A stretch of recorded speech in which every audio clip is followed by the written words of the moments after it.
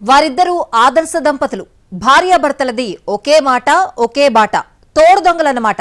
ఉద్యోగం సద్యోగం ఏమీ లేదు, పనేమి చేయరు, కానీ విలాసవంతమైన జీవితం కావాలి. అందుకే అడ్డదారులు తొక్కారు. ఒకరు డ్రగ్స్ స్మగ్లింగ్ చేస్తూ ఉంటే మరొకరు డ్రగ్ పెడ్లర్ గా మారారు.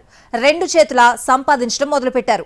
తప్పుడు దారిలో వెళ్తూ పోలీసులకు చిక్కారు. కటకటాల్లోకి చేరారు. ఇన్స్టాగ్రామ్ లో ఆ ఇద్దరికి పరిచయం ఏర్పడింది. దాదాపు 2 ఏళ్లు ఇద్దరి మధ్య చాటింగ్ నడిచింది. ఇన్స్టాలోనే ప్రేమించుకున్నారు. ఇద్దరు ఉండేది ఒకే ఏరియాలో. కొన్నాళ్లకు పెళ్లి చేసుకున్నారు. పెళ్లైతే చేసుకున్నారు, కానీ బతకడమెలా?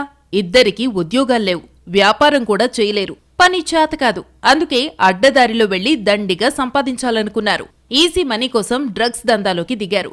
తక్కువ ధరకు దొరికే చోట డ్రగ్స్ కొనుగోలు చేసి హైదరాబాద్లో ఎక్కువ ధరలకమ్మి సొమ్ము చేసుకోవడమే పనిగా పెట్టుకున్నారు. ఆమె ఇతర రాష్ట్రాల నుంచి ఈజీగా డ్రగ్స్ తీసుకొస్తే ఇతనేమో ఇక్కడ అమ్మి పెట్టేవాడు. అంబర్పేటకు చెందిన సయ్యద్ ఫైజల్, మస్రత్ ఉన్నీసా బేగం అలియాస్ నదియా భార్యాభర్తలు. ఈజీ మనీకి అలవాటు పడ్డ ఈ ఇద్దరు డ్రగ్ పెడ్లర్లుగా మారారు. డబీర్పురాకు చెందిన మహ్మద్ అబ్రార్, బహదూర్పురాకు చెందిన రహమత్ ఖాన్తో కలిసి ముఠాగా ఏర్పడ్డారు. ఫైజల్, నదియాలు తరచూ బెంగళూరు వెళ్లేవారు. బెంగళూరులో ఉండే స్నేహితుడు జునైద్ సహకారంతో అక్కడ ఎండీఎంఏ డ్రగ్స్ కొనుగోలు చేసేవారు. హైదరాబాద్లో ఎండీఎంఏకు విపరీతమైన డిమాండ్ ఉంది. అందుకే ధర కూడా ఎక్కువగానే ఉంది. అదే బెంగళూరులో అయితే ఎండీఎంఏ చాలా తక్కువ ధరకు దొరుకుతోంది, అది కూడా చాలా ఈజీగా. అందుకే బెంగళూరు నుంచి ఎండీఎంఏ తీసుకొచ్చి హైదరాబాద్లో అమ్మటం మొదలుపెట్టింది ఈ ముఠా. బెంగళూరులో డ్రగ్స్ కొనుగోలులో జునైద్ సహకరించేవాడు. అబ్రార్, రహమత్ ఖాన్లు హైదరాబాద్లో కస్టమర్లను వెతికి పట్టుకునేవారు. హైదరాబాద్లో డ్రగ్స్ పై పోలీసు నిఘా విపరీతంగా ఉంటోంది. దందా చాలా కష్టంగా మారింది. అందుకే నదియాను ట్రాన్స్పోర్టర్గా మార్చారు. మహిళ కావడంతో ఎవరికీ అనుమానం రాకుండా బుర్ఖా వేసుకుని వెళ్లి కస్టమర్లకు డ్రగ్స్ అందజేసి వచ్చేసేది నదియా.